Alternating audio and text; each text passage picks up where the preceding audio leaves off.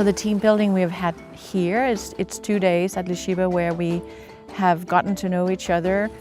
And so being here for 2 days and doing academic work or preparation, but also doing fun stuff is really important, because then the Sumbandila kids see us as one group of teachers. Today's been pretty fantastic. We arrived at Lishiba in four-wheel drive by Range Rovers and sitting safari style. And as we came up this beautiful mountain road in four-wheel drive and I descended in a valley, then I came across like a herd of giraffe. And so it was just wonderful. They were curious about us, we were curious about them, and so it's already an amazing start to the experience. I'm really excited to work with the kids who seem to be equally as eager as I am.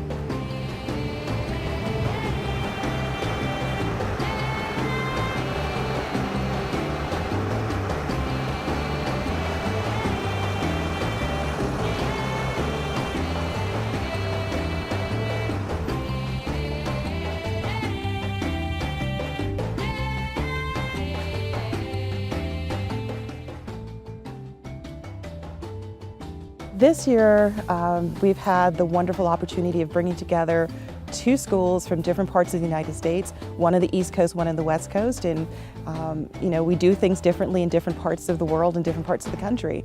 And so it's been exciting learning from each other and coming together in a partnership, 2 different schools with Sumbandila. I think it's so conducive to having great conversations. It's just so worth it to have all of that energy and all of that learning happening from each other, and knowing that the kids are going to have so much more because we're coming from 2 different places.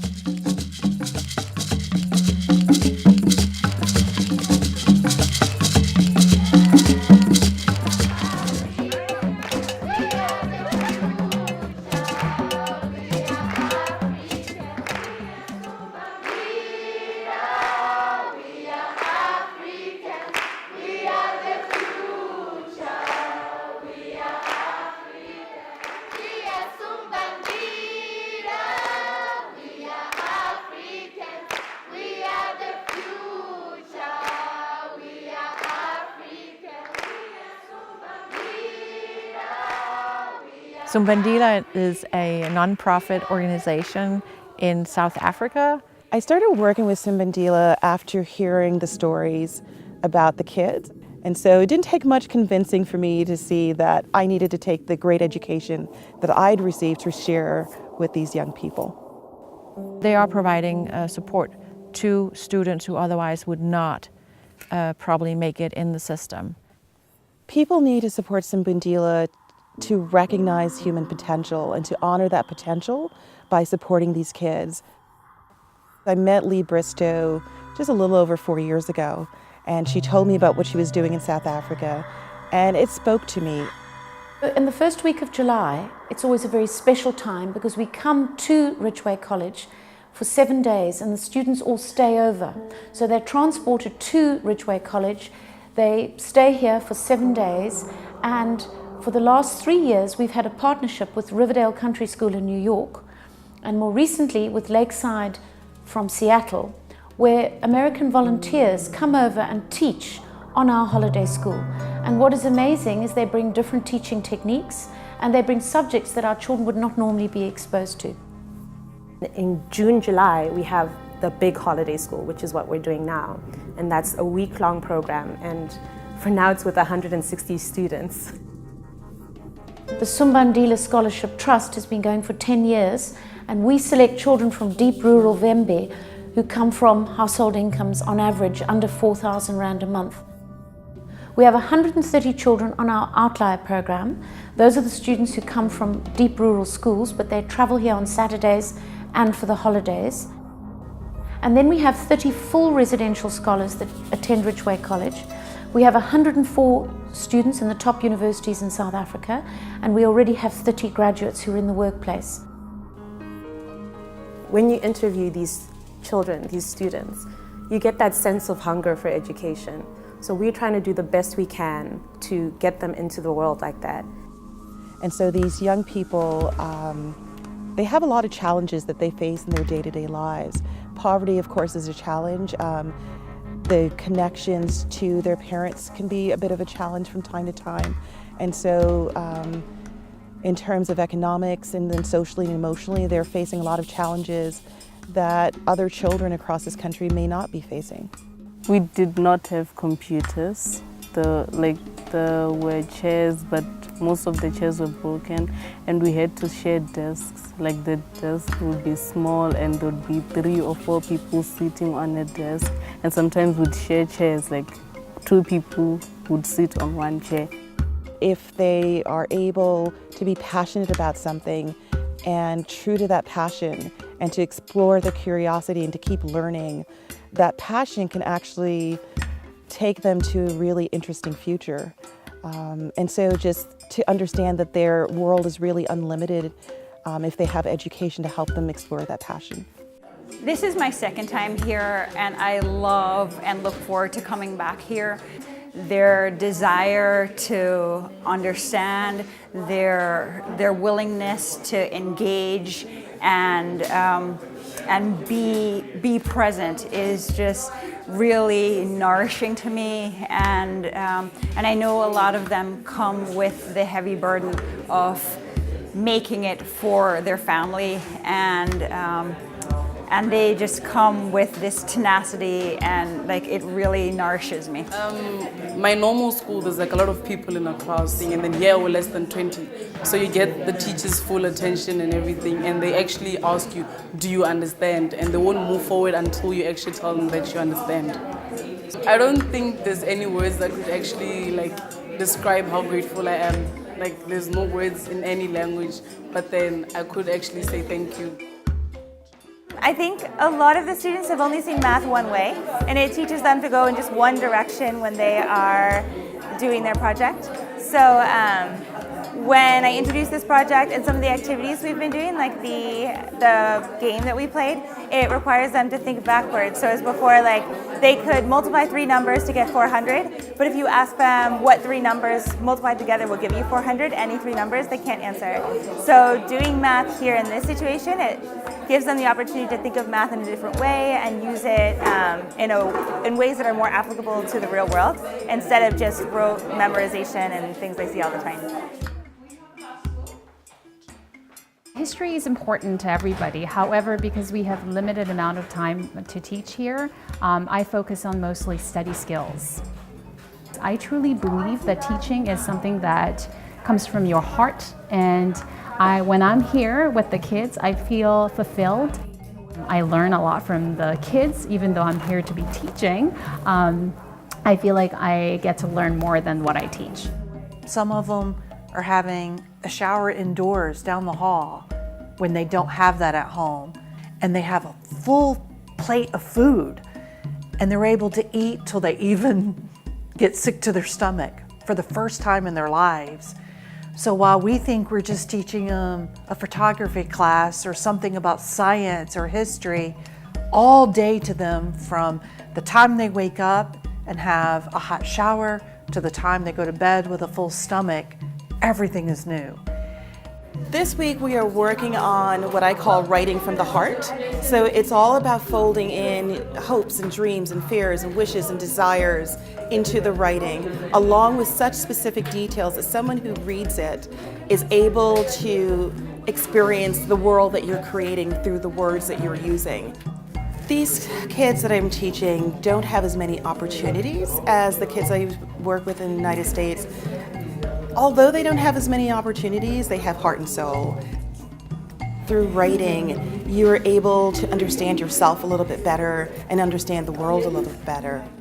So I'm teaching English, and we're focusing on writing, and what I told them is that no matter what profession they go into, whether they're an accountant or a lawyer or a doctor or an engineer, the ability to write well is going to serve them well and make them more successful.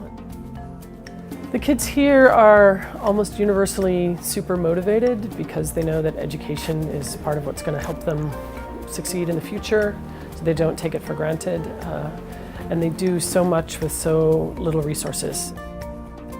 What's amazing is that they're exposed to an entirely different style of teaching, and many of them take this back into their communities, into their villages. They tutor their families, they tutor their peers, and they bring it into their schools and their villages. You don't actually ever expect not to have thoughts, because that's just not the nature of the mind. I'm teaching them a lot of things, actually. Yoga is a really great tool for life, and it's really all about using the body and the breath to still the mind and to connect with the soul. It's discipline, that's one thing, and it also just is such a good thing for you physically, emotionally, and mentally, and I think that's something we all need in life. I'm very grateful for this opportunity to teach basketball, especially in a place where I heard that soccer is very popular. I want kids to learn about the sport of basketball and also just have fun playing it. It's a very active sport whereby we learn different styles as how we can defend ourselves. So it teaches more than just the sport of basketball, it teaches skills that they need in life. The American teachers bring such enthusiasm and joy to the classroom, and they are so enjoying our children, but our children are enormously appreciative of all the learning that's happening. I want to give them an opportunity to be creative and also give them hopefully a very powerful tool. I'd say about maybe half have taken pictures with a smartphone, and I'd say most of them are actually really just selfies. And they haven't thought much beyond that. Now what I'm finding is that the students are taking to it, they're so bright, they're so enthusiastic, and they're learning very fast. I'm teaching a visual arts class. We're actually working with abstraction, the attempt to convey feeling or emotion without using words or obvious imagery. I think I would just like everyone here to see the benefits of creating art, the healing benefits of it, the ability to self-express through it, and to also value art as a voice. We're doing abstract arts, and then I'm drawing, like she said, that we must draw anything that we want to show our emotions and feelings. It's my first time doing art, so I'm finding it good. Yeah, it's fun.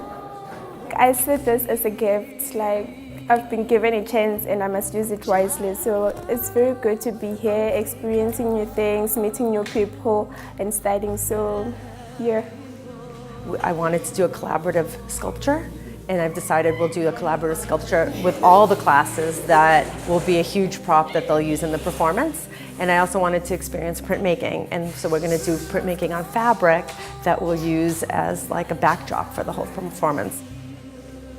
The art students are part of that wonderful Friday event are going to have really an art opening, an art show, and the whole community, students and faculty will all be coming to see their artwork. And we're trying to make a little kind of gallery where every student has a picture printed, and then will be also projected large with a digital projector. And the names will be on it, and I think they're quite excited about it. It's a wonderful goal to accomplish this. Right now we're programming effects for our final project, which is sort of a big spectacular about the heart. We're doing pretty much the special effects. So we've set up sensors to drums connected to microcontrollers, which are sort of tiny little cheap board computers that will trigger sounds, trigger LED light strips, pulses, strobe lights. It's kind of intertwined with the effects of with the dances. We're going to wire it up with strobe lights and strips. That's what they're doing now. They've just made a pulsing LED strip so the heart looks like it's beating. It's going to be wrapped around the heart. What I really am hoping for is that they'll realize that if this sort of thing interests them, they can learn it on their own.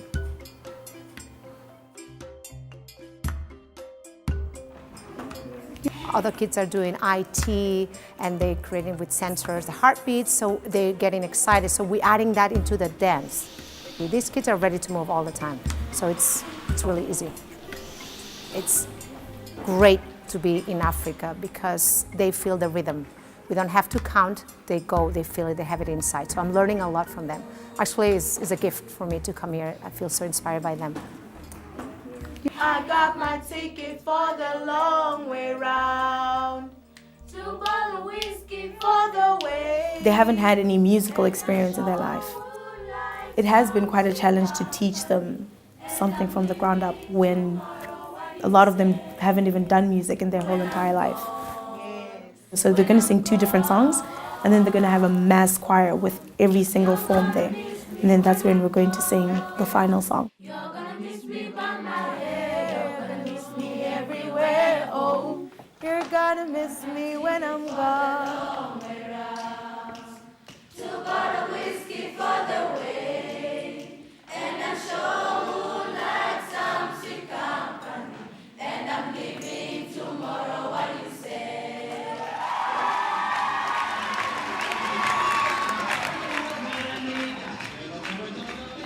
The kids need to know they have faith beyond just getting the funding for 1 year. They've got to make it all the way up to university. The smallest gesture that you give is so appreciated and so needed and goes so far that it's an easy thing to have the desire to give. It's very obvious where you want to help.